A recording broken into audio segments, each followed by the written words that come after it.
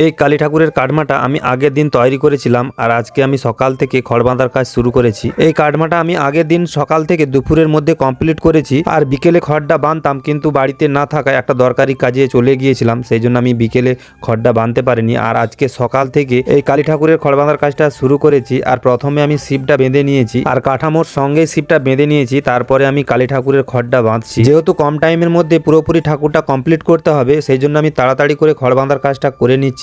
আর আজকের মধ্যে কিন্তু পুরোপুরি ঠাকুরটা তুষমাটির কাজ কমপ্লিট করব। দেখো বন্ধুরা, আমার ছেলে মেয়েও কিন্তু চলে এসেছে আমার সঙ্গে আমার কাজে সহযোগিতা করে দেওয়ার জন্য। কালী ঠাকুরের খড় বাঁধাটা পুরোপুরি কমপ্লিট হয়ে গেছে, এখনো কিন্তু হাতগুলো বাঁধতে বাকি রয়েছে, ওই হাতগুলোর বাঁধছি এখন। আর এই কালী ঠাকুরের কিন্তু ব্যাকগ্রাউন্ডও হবে, তো এটা চালির মধ্যে হবে, মানে কলকা চিটানো ব্যাকগ্রাউন্ডটা হবে। এই দুটো হাত বাঁধলে কিন্তু পুরোপুরি খড় বাঁধার কাজ কমপ্লিট হয়ে যাবে।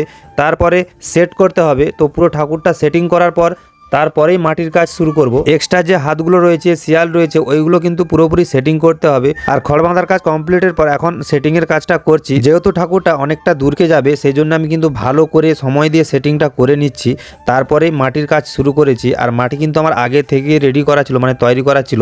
প্রথমে পুছা মাটিটা দেওয়ার পরে তারপরে তুষ মাটির কাজ করব। আর এই ঠাকুরটা হালকার উপরে তুষ মাটি করবো, কারণ যেহেতু হাতে সময় খুব কম, মানে কম টাইমের মধ্যে ঠাকুরটা আমাকে ডেলিভারি দিতে হবে, পুরোপুরি কমপ্লিট করতে হবে, সেই জন্য কিন্তু আমি তুষমাটি হালকার উপরে করে বেলে মাটিতে কিন্তু পুরোপুরি ভালো করে বেলে মাটিটা করব। তাই অল্প করে তুষমাটির কাজটা করছি। যে যে জায়গাগুলোতে তুষমাটি দেওয়ার দরকার প্রয়োজন মতন, সেই জায়গাগুলোতে কিন্তু আমি তুষমাটি দিয়ে মেকআপ করছি, কারণ কম দিনের মধ্যে শুকনো হতে কিন্তু টাইম লাগবে, তো শুকনো হয়তো হবে না, সেই জন্য আমি বাকিটা পুরোটাই কিন্তু বেলে মাটি দিয়ে কাজটা করব। তো পুরোপুরি ঠাকুরটা তুষমাটি কমপ্লিটের পর মুখ পরিয়েও দিয়েছি। আর এই পর্যন্ত ঠাকুরটা তোমাদের কেমন লেগেছে একটা লাইক দিয়ে কমেন্টে জানিও। এই ঠাকুরের পরবর্তী বেলে মাটির কাজগুলো তোমরা নেক্সট ভিডিওতে দেখতে পাবে। আজকের ভিডিওটা এই পর্যন্ত, সবাই ভালো থেকো, সুস্থ থেকো।